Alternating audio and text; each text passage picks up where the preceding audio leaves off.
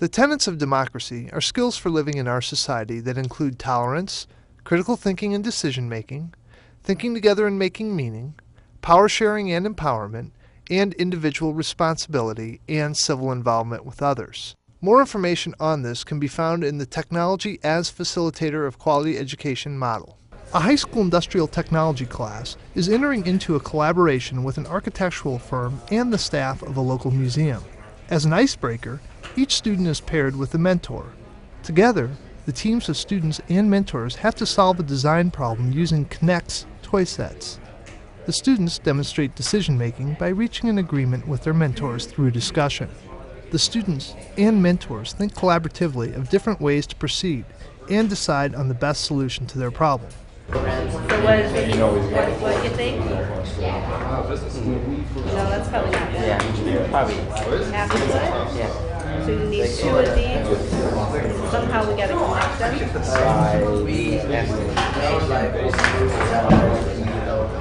We'll make another base. Okay.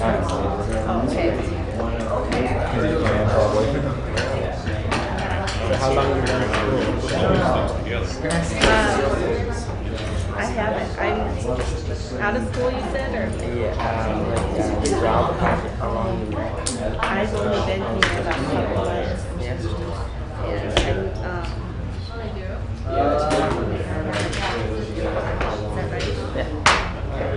And I also learned that he's a really avid baseball player, and so that might be one reason why he's not going to Iowa State, since they neglected to keep the program there. And so we're both discussing baseball and how it relates to real life and how it relates to architecture and sort of everything generally relates back to architecture. During this activity, the students also experience civil involvement with others. As they work on their design problem together, the students and mentors are to relate interesting facts about themselves. This helps build a sense of community among the participants. The teacher provides opportunities for critical thinking when he engages the students and their mentors in a discussion about the design problems and about cooperative problem-solving skills. During the activity, the students and mentors observe different aspects of cooperative problem-solving as well as some of the positive traits their partners exhibited during the activity. Then they describe what they learned while working together on their problems. I think since we had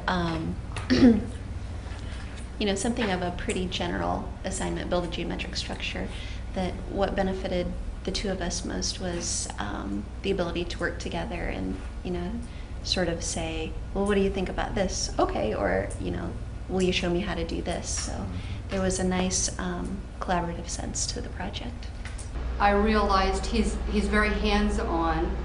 He gives a lot of thought to, he gave a lot of thought to how the project would go together.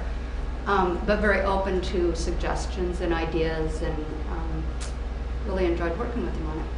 The students experience empowerment as they report on their solutions to the design problems. They present their final product, communicating both the design concepts they used and the decision process they and their mentors used. At the same time, the students demonstrate critical thinking when they describe how they solve their problems. Well, we had to build a building with a small base and a broader top and base. We figured out pretty much right away that our base had to be small, but it still had to be very sturdy so that it can support the top. And then we needed like a support system, kind of like a backbone, kind of with just this thing up through the middle there. I guess we started building it, and we had it up to here. We didn't have these yellow pieces, and it wouldn't stay real well. We put the yellow pieces in, and it's staying pretty good now. How long did it take you to figure out how to make that base stable? Or how many tries did it take? I think about 3, because we started with just those red pieces, and then we added the yellow, and then we added that gray piece that goes all the way out. Okay, and was that through discussion, or did you actually... That was through discussion and then like trial and error. The students demonstrate critical thinking and decision-making when they describe their problem-solving process. They discuss the observations they made while working cooperatively with their partners. And they talk about the decisions they had to make as they experimented with different designs. It is the most stable.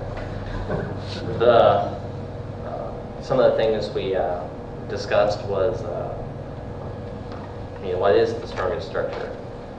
We found that probably, he told me the triangle has the most stability. Some of the highest buildings are made out of triangles. We could have the highest structure and only have 2 pieces. Elevation is a problem you run into. I mean, we could put it on top of the screen there. We could have the highest structure. Some of the other things we ran into is, we work things out. Yeah, it kind of looks like a lunar module, but hey, we found that here we were going to raise it up on feet to gain a couple bit, but we lost our stability. When you started building it, did you start with the 3 pieces on the bottom, the 2 yellow and the green, or did you start with that base and then decide, oh, we can go up more from the bottom? When we started, I believe we started with with the centerpiece here and had the 4 legs, and worried about getting the top, and then we went ahead and built our bottom onto it. So you built from the bottom and the top Yeah. during the whole project? How we got this, we just experimented. If we ran into something that we couldn't do, we improvised and turned it around. And one of our problems was finding pieces because people would come over and take them. The students present some of the projects they have completed using the AutoCAD software. They describe to their mentors the work they have done, as well as some of the problems they have encountered. The students experience empowerment as they showcase their work for the other participants. Okay, this is my Carnegie Library image. I didn't complete off the top on purpose. The main dilemma I ran into was up here, up there in that corner here. There's a little, it kind of moves itself up inside. If you go out there and stare at the outside part of the building, you can see that it moves up there. But the way to show that, I ran into some problems. I drew it a couple times and I had some problems in it, so I went ahead and left it out. Another thing that I had problems with is since the camera angle was a slight problem. I had to draw these bricks here and by hand. That's why they're slightly off. It's just getting pretty much started. Once you get started, you can move through everything pretty well. This piece right here had to be moved up 1/4 of an inch from what it was. It is a pretty simple enough drawing that didn't take a whole lot of time. Spent probably an hour and a half on it. I think that was the length of the competition. I can't remember exactly. An hour? Alright. Yeah, Liz was in that too. This is kind of thing I did on the side. It's my potato gun that I decided I'd see if I could throw it together in 3D. And I've got this thing built. It's not exactly to scale. Some of the pipe dimensions aren't. As far as length and everything, that's accurate because I had to have that measured out. The students and the other participants demonstrate thinking together and making meaning as they engage in a discussion about the nature of their collaboration. Through dialogue, the teacher, students, and professionals try to decide how the students could best use their talents to collaborate on the Hometown Perry, Iowa project. What exactly are we collaborating? So we are collaborating. Are we like doing more of the architectural? Hands-on? What are we doing? Are we going to work here directly? Doing certain architectural parts within the building? I didn't realize what talents you folks have. You far surpass what I had expected. I could see this thing being a lot bigger than what I had in mind as we talked, and you certainly had a better understanding of it. I could see you taking the perspective of a visitor to Perry, walking through this building, for example, as we look at the 3D imaging you're doing. And what would it be like to walk through the front door of the building and then maybe take a look at that lamppost and how that would work? you know, something about Perry is people don't know a lot about Perry, but if this were to be accessed by other folks and they could walk through the building without actually coming here, we might entice them to come to Perry and visit the museum or the hotel, Security Bank building. And this can just grow on its own. But I think it's important that it not become assignments. I heard the word said, well, we do these assignments, but I did this in my own time. I think it has to be something that you personally are interested in doing.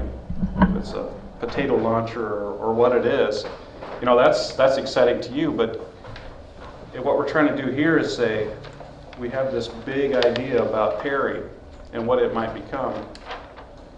Let's take my interest and apply it to this big picture. And I know the big picture is kind of fuzzy to you. It's fuzzy to us sometimes. But, you know, we want to tell the story of Perry, and we hope that your interest might help bring people to Perry. So we don't know specifically what that might be, but I guess we're looking to you to say, what are your interests? If it's looking at the architectural details of this building, great, let's talk about, you know, showing 3D images all the way around the perimeter of the building. There's going to be a new building built on site. You know, maybe we can get you involved with the architect of that building. Every community has a future, and I think, you know, the young minds here, there's so much creativity here being shown. Some of what Liz was doing in her own time with the simple gasket and stuff like that, that's very intriguing, that's very compelling. And I'd like to see exploring some more visioning, you know, okay, this is what we've got, you know, you know, as Jenna says, you know, being let's say, pretend like I'm a first timer to Perry, you know, what are some of the things I don't like, what are some of the things I'd like to see happening here to this structure, that structure, between structures, and things like that, some of the infills. And there's so many things, potentials. And, I can just see that could be a real brain teaser and kind of inject some fresh thoughts and thinking back here. I think that would really be exciting. The students take a tour of the local Carnegie building, which is being restored. The students demonstrate critical thinking as they interact with the architect who is working on the project. One student notices that the shelves in the library are constructed differently. He compares the two designs and applies his knowledge to explain the difference. My question is, I guess to me is, what was the original way those shelves are set? I see that one way that they're set is on a jag. It's how they're set, and then the one right in front of it has our dowel set. I mean, that kind of gets me. I mean, which one is it? So which is the older and which is the newer? Yeah, I'm guessing that the dowel is the newer and the jag is the older.